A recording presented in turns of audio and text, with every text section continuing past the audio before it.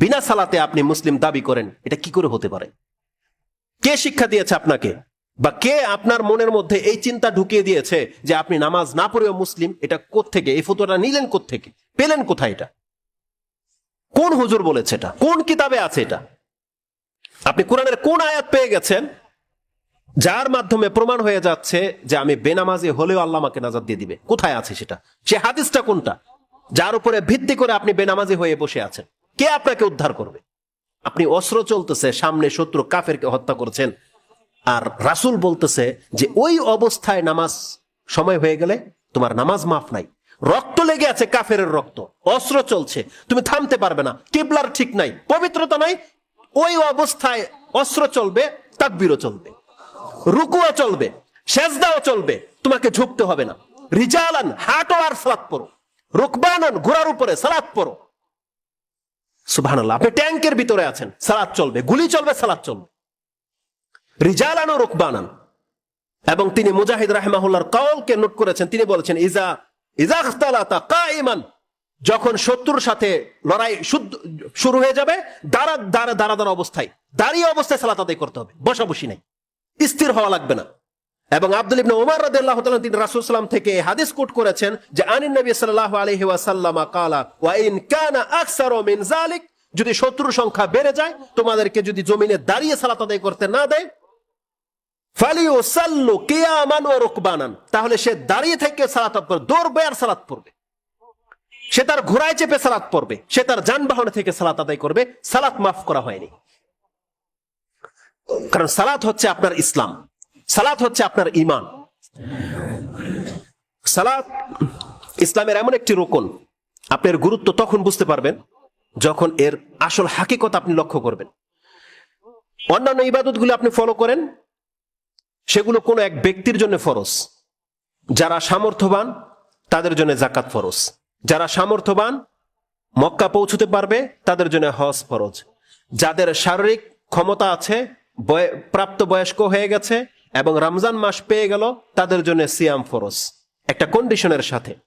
কিন্তু আপনি লক্ষ্য করে দেখেন, সালাত এমন একটা ইবাদত, আপনি যদি প্রমাণ করতে পারতেন যে হ্যাঁ সালাত অসুস্থ হলে মাফ হয়ে যায়, যুদ্ধের মাঠে মাফ হয়ে যায়, আমি বিছানায় শুয়ে আছি অপবিত্র অবস্থায়, আমার সালাত মাফ হয়ে গেছে, যদি এই অবস্থাগুলোতে সালাত মাফ না হয়ে গিয়ে থাকে, আপনি সুস্থ আছেন, বিনা সালাতে আপনি মুসলিম দাবি করেন, এটা কি করে হতে পারে? যখনই আল্লাহ সুবহানাহু ওয়া তাআলার আল্লাহর পক্ষ থেকে ডাক দেওয়া হবে, হাইয়া আলাস সালাহ, আসো সালাতের দিকে, হাইয়া আলাল ফালাহ, এটাই তোমার নাজাতের দিক, তখন কেবলমাত্র মাঠ থেকে, জমি থেকে, কাজকর্ম থেকে তারাই মসজিদের দিকে ছুটে আসবে যারা ঈমানদার, যারা আল্লাহর প্রতি ঈমান রাখে, তারাই কেবল ছুটে আসবে, আর যারা পরকালে বিশ্বাসী নয় তারা তাদের কাজে ব্যস্ত থাকবে। এটা হচ্ছে মূল বিষয়, যে আজান হলো আপনার এবং কাফেরের মাঝে পার্থক্যকারী। পুরো মাঠের মধ্যে, মার্কেটের মধ্যে, সব জায়গায় কে হিন্দু, কে মুসলিম, কে খ্রিস্টান, কে বৌদ্ধ চিনা যায় না, চেহারা দেখে, পোশাক দেখে, কর্ম দেখে চিনা যায় না। কখন চিনা যাবে?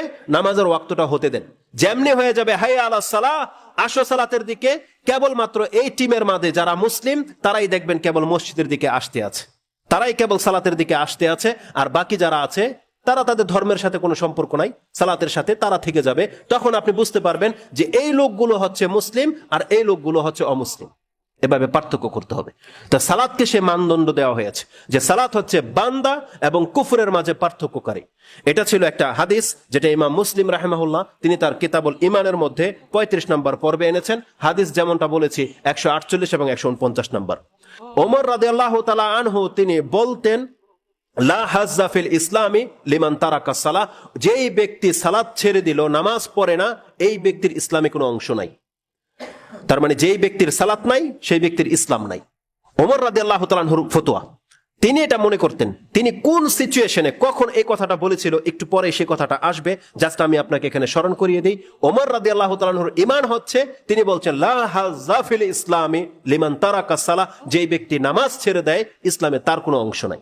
তার মানে আজকে যারা ফজর পড়েননি, এই জুমা পড়তে উপস্থিত হয়ে গেছেন, এখন তো আপনি মুসলিম, কিন্তু এই যে সকাল থেকে এ পর্যন্ত যা কিছু নেকি আপনি কাজ করেছেন, কোনো একটা নেকি আল্লাহর কাছে কবুল হবে না, কারণ আপনি মুসলমানের অবস্থাতেই নাই।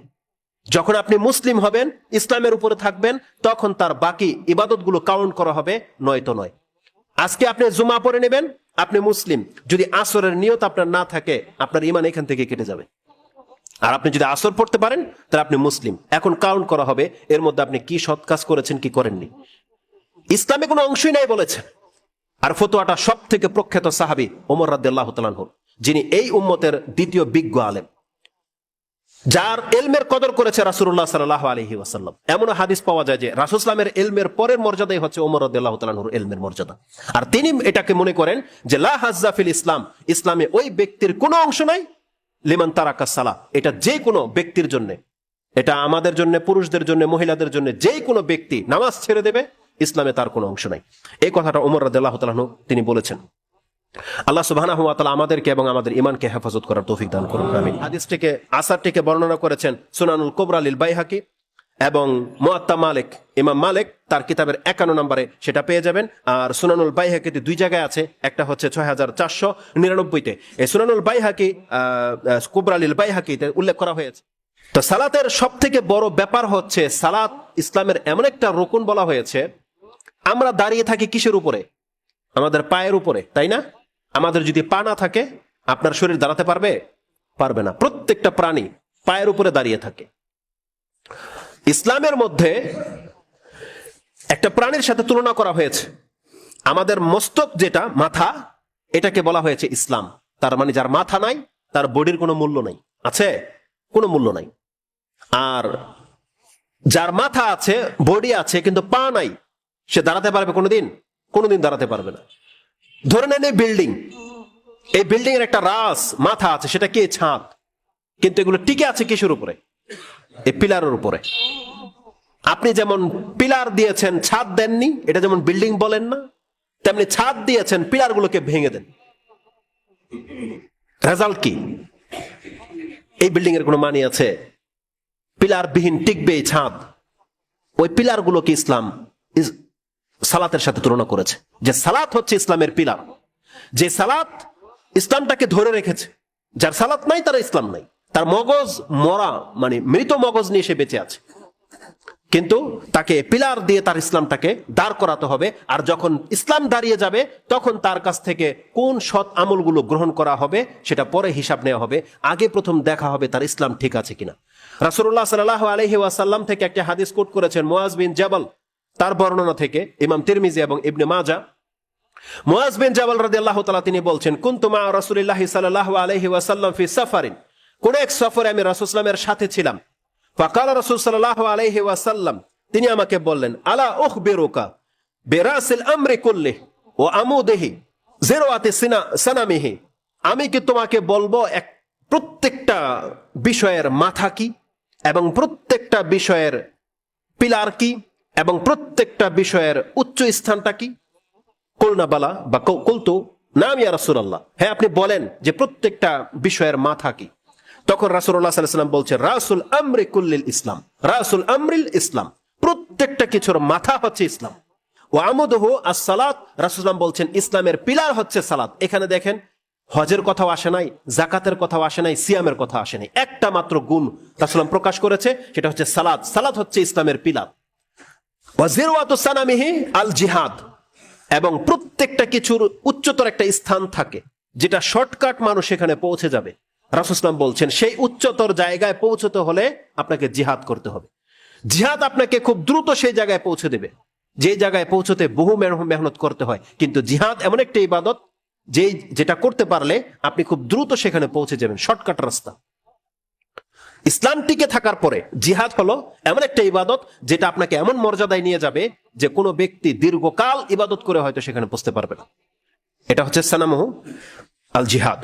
সুউচ্চতর স্থানটা হচ্ছে জিহাদের জন্য রেখে দেওয়া হয়েছে।